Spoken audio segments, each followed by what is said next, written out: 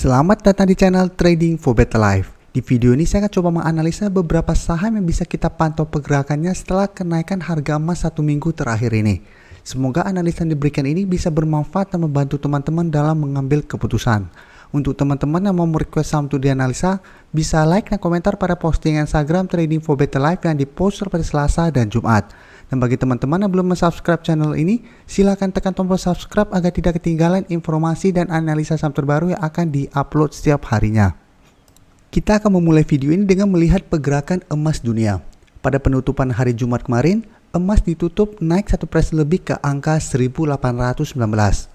Bisa kita lihat di grafik ini, 1 minggu terakhir ini atau pada awal November sampai tanggal 5 kemarin, emas terus bergerak naik. Jadi di sekitar harga 1700-an, sekarang sudah naik di atas angka 1800. Jadi secara tren emas sudah mulai bergerak naik. Bisa saja ini memang efek dari rencana tapering oleh US. Dan saat ini jika kita lihat dalam negeri, harga emas Antam juga melonjak 12.000 menjadi 946.000 per gram pada hari ini tanggal 6 November. Jadi dalam negeri pun harga emas masih bergerak naik. Tapi masalahnya saham-saham di sektor ini sampai saat ini masih bergerak sideways. Jadi saham pertama akan saya coba bahas adalah saham Antam. Antam hari Jumat kemarin masih ditutup turun 0,84% ke angka 2.360. Bisa kita lihat Antam masih kesulitan untuk naik di atas garis EMA 50 yang saat ini berada di sekitar harga 2.370. Selain itu, masih ada zona resisten yang kuat di 2400 sampai 2500 yang memang selama ini masih kesulitan oleh ditembus Antam. Saat ini, Antam memang masih bisa bertahan di atas support di EMA 150 yang saat ini berada di sekitar harga 2320. Tapi secara tren memang Antam masih sideways dan menurut saya masih harus hati-hati. Karena apabila garis EMA 150 terlewati, Antam akan bergerak downtrend. Jadi saat ini memang masih aman karena masih bertahan di atas support di EMA 150. Tapi apabila teman-teman punya saham ini harus amati terus. Apabila tembus garis EMA 150 ada potensi untuk bergerak downtrend. Dan untuk garis MACD bisa kita lihat saat ini masih bergerak sideways. Dan dari data broker summary, penurunan 0,84% ini masih disertai distribusi. Dan asing pun bisa kita lihat 2 minggu terakhir ini terus distribusi dengan jumlah yang lumayan besar. Jadi dari data yang kita dapat sebenarnya Antam masih ada potensi untuk bergerak sideways. Jadi memang masih ada potensi untuk mencoba naik kembali di atas garis EMA 50 dan naik di atas harga 2400. Tapi untuk teman-teman yang baru mau entry, paling amannya dan menurut saya ada tunggu di sekitar harga 2300 sampai harga 2320.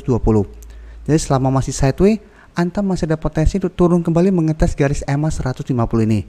Apalagi bisa kita lihat saat ini masih distribusi.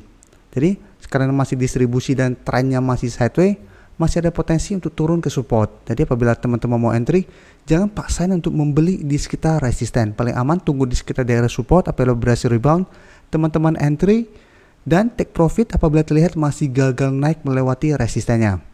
Atau teman-teman mau pantau saham ini sampai mulai ada akumulasi baru teman-teman masuk untuk lebih aman juga masih oke.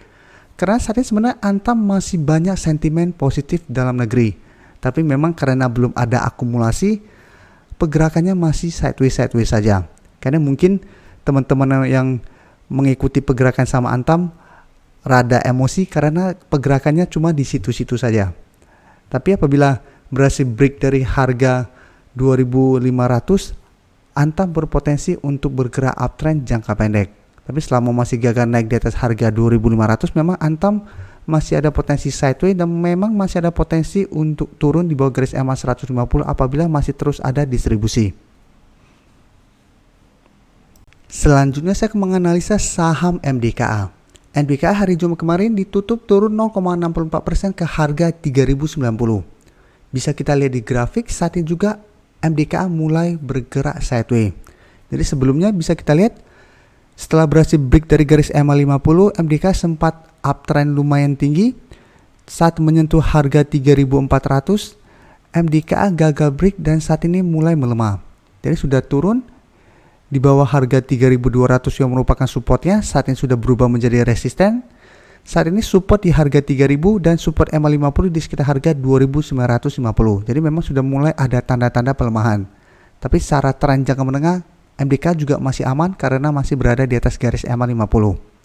Dan untuk garis MACD pun bisa kita lihat saat ini juga sudah mulai melemah, sudah mulai mengarah ke bawah. Dari data broker summary bisa kita lihat penurunan hari Jumat kemarin malah disertai adanya akumulasi. Dan asing pun masuk dengan jumlah lumayan besar. Dan bisa kita lihat 2 minggu terakhir ini asing sudah mulai masuk membeli saham MDK ini. Jadi dari data yang kita dapat, menurut saya MDK juga masih bisa teman-teman amati. Apabila mau entry karena saat ini di tengah-tengah support dan resisten, teman-teman bisa tunggu di sekitar harga 3.000 sampai 3.050 untuk entry-nya. Jadi tunggu MDK terkena koreksi lanjutan mendekati harga 3.000 dan rebound baru teman-teman entry. Dan untuk target take profit jangka pendek bisa di sekitar harga 3.200 atau untuk tren lebih lama bisa di sekitar harga 3.400 sampai 3.500. Jadi selama harga emas mulai bergerak naik, ada potensi MDK juga akan dibuat naik. Apalagi bisa kita lihat saat ini sudah mulai ada akumulasi. Jadi hold saja selama garis MA50 tidak terlewati. Saham terakhir yang akan saya analisa adalah saham PSAB. Saham PSAB hari Jumat kemarin ditutup turun 0,63% ke harga 158. Jika kita bandingkan grafiknya, PSAB secara grafik kurang bagus. Karena secara tren saat ini masih berada di bawah garis MA50 dan 150. Jadi saat ini memang sideways, tapi untuk tren jangka menengah sebenarnya masih downtrend. Dan untuk pergerakan harga saham, PSAB pergerakannya lebih liar daripada MDKA maupun saham Antam. Dan lebih gampang digoreng. Jadi masih hati-hati, bisa kita lihat pergerakannya sempat shadow naik ke atas lumayan panjang dibuat turun, sempat naik ke atas dibuat turun. Jadi untuk teman-teman yang baru join atau yang tidak sempat melihat pergerakan harga saham setiap saat, sebaiknya jangan fokus membeli saham ini karena resiko akan lebih besar.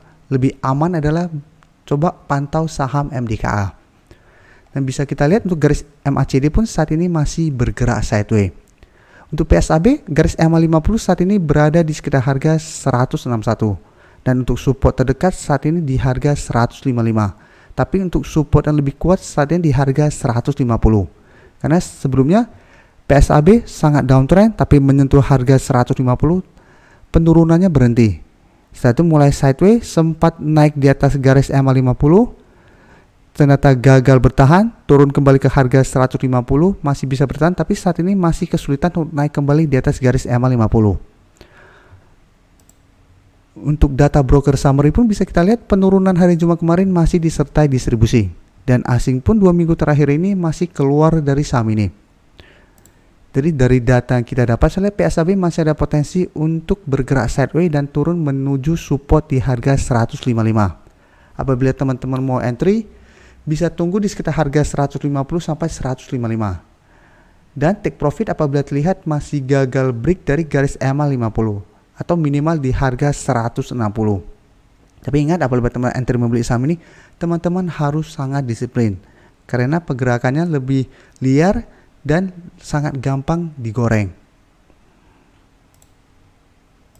Terima kasih telah menonton video ini.